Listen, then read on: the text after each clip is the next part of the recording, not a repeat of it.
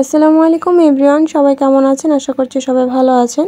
এই গরমে ঠান্ডা ঠান্ডা আইসক্রিম খেতে কে না পছন্দ করে বলুন? ঘরে ছোট থেকে বড় সবাই কিন্তু আইসক্রিম পাগল। আর সেই আইসক্রিমটা যদি ঘরে তৈরি স্বাস্থ্যসম্মত হয় তাহলে তার কোনো কথাই নেই। আজ আমি আপনাদের সাথে ঘরে তৈরি কীভাবে ভ্যানিলা আইসক্রিম তৈরি করতে হয় সেটার রেসিপিটাই শেয়ার করব। আর এই আইসক্রিমটা খেতে যে এত মজার যে কি বলবো, একবার খেলে তারপর বুঝবেন যে আইসক্রিমটা আসলেই খুবই মজার ছিল। আমাদের বাসায় সবসময় কিন্তু গরমে আইসক্রিম তৈরি করা হয়। আমার আম্মু সবসময় আইসক্রিম তৈরি করে রাখে। তো এবারও ব্যতিক্রম কিছু নেই। এবারও আম্মু অনেক রকমের আইসক্রিম তৈরি করেছে। তো তার মধ্যে এটা একটা। তো রেসিপিটা হচ্ছে আমার আম্মুর হাতে, আমি আপনাদের কাছে শেয়ার করছি। তো দেখতেই পাচ্ছেন আইসক্রিমের টেক্সচারটা মাশাআল্লাহ, মানে অনেক অনেক লোভনীয় ছিল আইসক্রিমটা, কি বলবো। তো এটার পুরো রেসিপিটা যদি আপনারা দেখে বাসায় তৈরি করেন, আমার মনে হয় না আপনারা নিরাশ হবেন। তাহলে চলুন আজকে চলে যাই মূল রেসিপিতে। তো এখানে আমি এক কাপ পরিমাণ আম্মু পানি নিয়েছে। 1 কাপ পানির সাথে 1 কাপ পরিমাণ গুঁড়া দুধ দিয়ে দিচ্ছে। তো এখন এটাকে একটা হ্যান্ড উইক্স দিয়ে ভালো করে মিশিয়ে নেবে, যেন কোনো লাম্পস না থাকে। এতে কিন্তু দলা পেকে থাকবে, দেখতে ভালো লাগবে না। আর এখানে 1 টেবিল চামচের মতো কর্নফ্লাওয়ার নিয়ে নিচ্ছে। নেওয়ার পরে হালকা 1 টেবিল চামচের মতো পানি দিয়ে আমি এটাকে গুলে নিচ্ছে।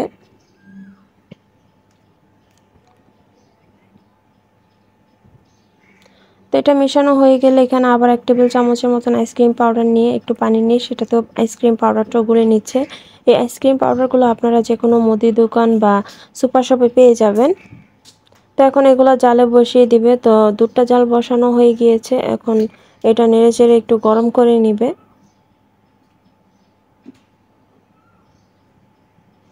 তো এই যে দুধটা গরম হয়ে আসলে এখানে চিনি দিয়ে দিবে। এখানে প্রায় হাফ কাপের মতো চিনি ইউজ করা হয়েছে। আপনারা আপনাদের যেরকম মিষ্টি পছন্দ করেন সেই অনুযায়ী আপনারা মিষ্টিটা অ্যাড করতে পারেন।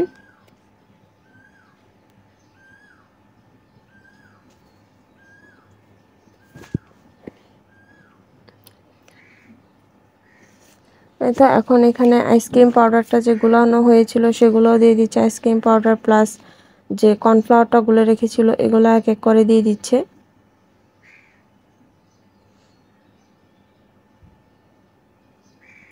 তো এখন এটা আস্তে আস্তে ঘন হয়ে আসবে।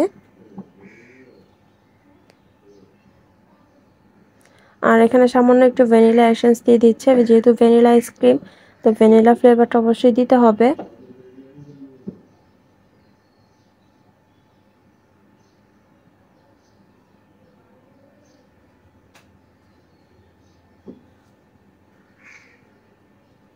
এখানে সামান্য পরিমাণ একটু ফুড কালার দেওয়া হচ্ছে, যেন একটা বাটার বাটার টাইপের কালারটা আসে। তো দেখতেই পাচ্ছেন।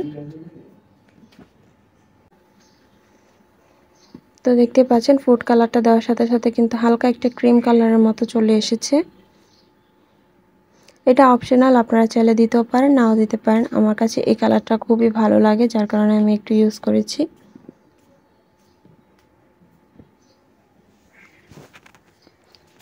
তো এখন এটা ততক্ষণ পর্যন্ত নাড়াচাড়া করতে হবে যতক্ষণ না পর্যন্ত এটা ঘন হয়ে আসছে।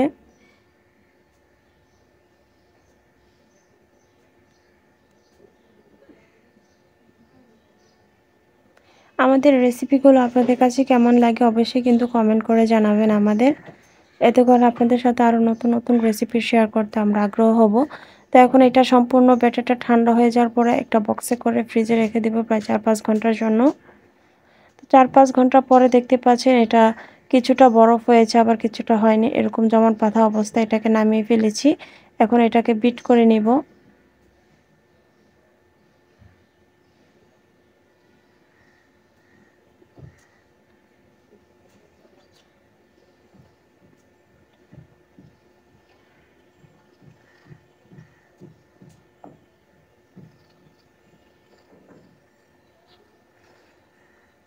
তো এটা একটু ভেঙে দিচ্ছি, না হয় বিট করতে ঝামেলা হবে। তো একটা চামচ দিয়ে এটা একটু ভেঙে নিলাম।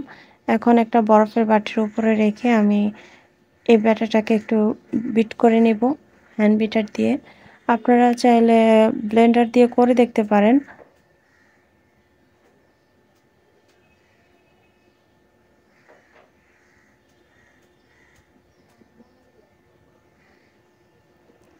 তো দেখতেই পাচ্ছেন আমি কিভাবে এটাকে একটা বিটার মেশিন দিয়ে ভালো করে বিট করে নিচ্ছি।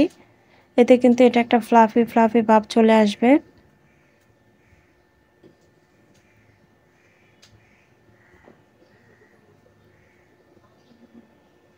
তো দেখতেই পাচ্ছেন একটু একটু কিন্তু ফ্লাফি ভাব চলে এসেছে।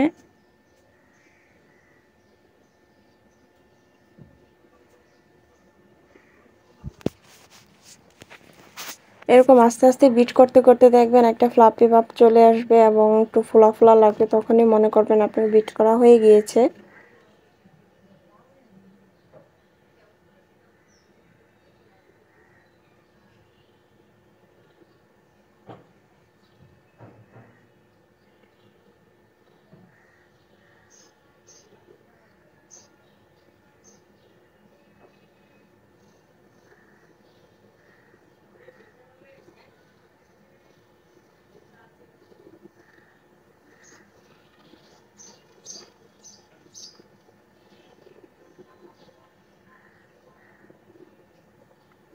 বিট করা হয়ে গেলে আমি আবার সেই বক্সটা পরিষ্কার করে এই বক্সটার ভিতরে আবার ঢেলে দিব। তো দেখতে পাচ্ছেন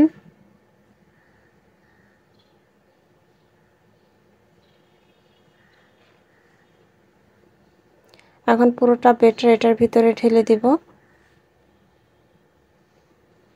আগে বলেছি রেসিপিটা আমার আম্মুর, তো সম্পূর্ণ আম্মুর রেসিপিটা আপনাদের সাথে শেয়ার করতেছি। তো এই তো এখন আমার আইসক্রিমটা আমি প্রায় ৬-৭ ঘন্টা বা এর বেশি ফ্রিজে রেখে দিলে দেখবেন এরকম জমাট বেঁধে গিয়েছে, তখনই মনে করবেন যে না আইসক্রিমটা রেডি। তো এখন একটা একটা প্লেটের ভিতরে নিয়ে সার্ভ করে নিচ্ছি।